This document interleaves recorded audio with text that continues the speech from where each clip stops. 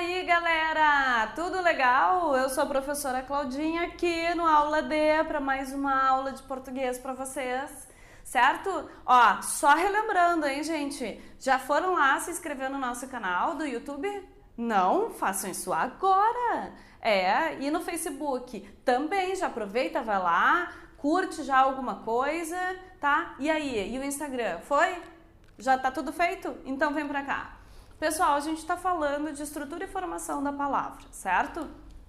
E nós estamos vendo o quê? A gente está vendo os tipos de formação da palavra, ou seja, quais são as formas que a gente tem assim de origem, né? Como é que as palavras elas se formam, né?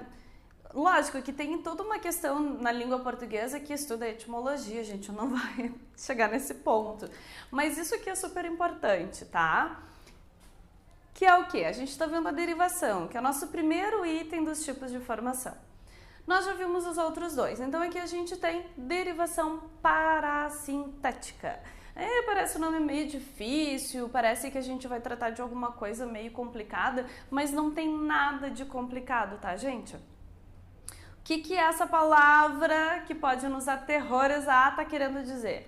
Que ocorre a derivação quando há acréscimo simultâneo de um prefixo e de um sufixo ao radical. Vamos ver como é que isso rola? Ó, ainda outra informação, tá, gente?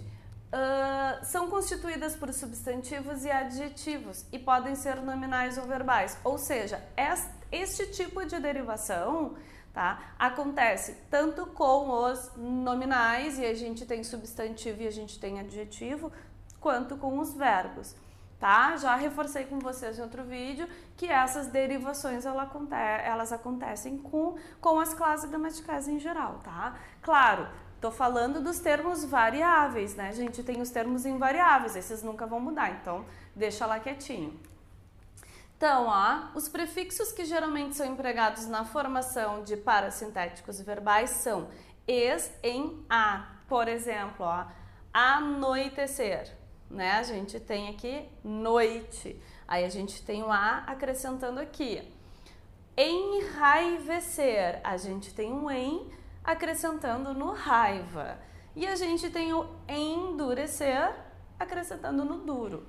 Ah, Claudinha, mas tem esses outros elementos aí atrás. Tudo bem, mas a gente está falando do quê? A gente está falando aqui especificamente dos prefixos. A gente tem uma característica. Geralmente, nós temos esses prefixos.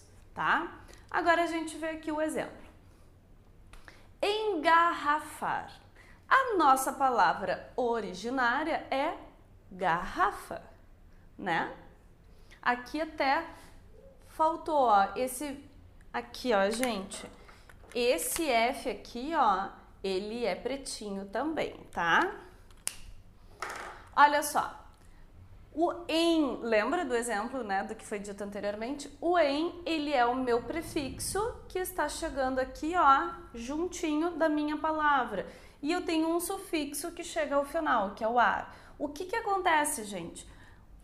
Uma derivação desse tipo, ela não pode acontecer só uma ou outra. Tem que ser as duas simultaneamente. Por quê? Porque se eu colocar só um termo, a palavra existe? Engarrar? Existe? Não. Garrafar? Existe? Não existe, gente. Então, por isso que ela tem esse nomezinho, olha só. Parasintética, né? Ela, porque precisa, ó, dos dois. Tem que chegar todo mundo junto. Entenderam? Ó, aí, ao ladinho dessa derivação, nós temos outra, que é a derivação prefixal e sufixal. E aí vocês vão me dizer, pô, Claudinha, agora tu me deu nó. Calma que eu desfaço todos eles, tá? Eu não sou Nossa Senhora desatadora dos nós, mas eu tô aqui para ajudar, tá? Gente, a derivação prefixal e sufixal também ocorre o acréscimo do prefixo e do sufixo. A informação diferente aqui é que não é simultâneo, não tem a obrigatoriedade. Por quê? Porque apenas um dos elementos pode formar já uma palavra com sentido. Vamos ver? Ó, imperdoável, tá? é da palavra perdão. Se eu tirar o in, eu tenho a palavra perdoável? Tenho, né? Então, é justamente isso. É uma palavra que recebe os dois, mas não tem a obrigatoriedade de manter os dois para que haja uma significação, tá? No caso aqui, ó, de a gente tirar o ável, a gente não tem a palavra imperdoa, né? Mas a gente sabe que a gente tem a outra, então tá valendo, certo? Fez sentido? Ó, o perdoável a gente tem. Mas atenção, agora a gente vai ter aqui um textinho que vai reforçar exatamente isso que eu disse, tá? Para vocês em relação ao quê? A essa diferença da parassíntese pro outro caso, né? Pro caso da derivação sufixal e prefixal.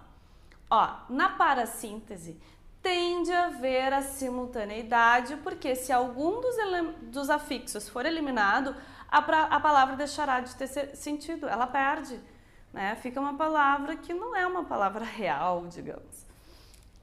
Agora, na prefixal e sufixal, a gente já tem uma realidade diferente, certo? A gente tem aqui o quê?